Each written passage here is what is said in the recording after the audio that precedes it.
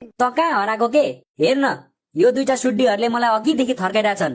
च्यातिदिने हो यिनीहरूको मुख। ए मुख पो होस् नच्यातुम। अलरेडी मेचीदेखि महाकालीसम्म च्यातिएको रहेछ, अझै कति च्यात्नु?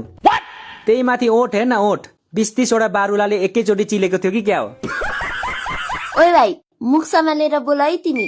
हाम्रो दिदी कोठ बारुलाले चिलेर यस्तो भएको होइन, मौरीले चिलेर यस्तो भएको।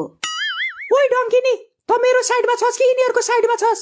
तपाईले नै भन्नु भएन कसैलाई नराट्नु भनेर, त्यसैले जे हो त्यही भन्देको मैले त। ओइ, तँलाई यो दिदी कता कता देखे जस्तो लाग्दैन? मलाई त लागिरहेछ यार। तिमीले पनि ठमेलमा देखेको भन्न खोजे होला हैन? अब त चप्पल फुकालेर हान्छु। होइन नि दिदी, तपाईँ जस्तो मान्छेलाई कहाँ ठमेलमा देख्नु हौ? ठमेलमा त राम्री राम्री पो देखिन्छन् त। अनि हाम्रो दिदी चाहिँ नराम्री हुनुहुन्छ त? हामीले राम्री भनेर राम्री हुने, नराम्री भनेर नराम्री हुने हो र? त्यो त ऐना हेरेपछि थाहा भइहाल्छ नि।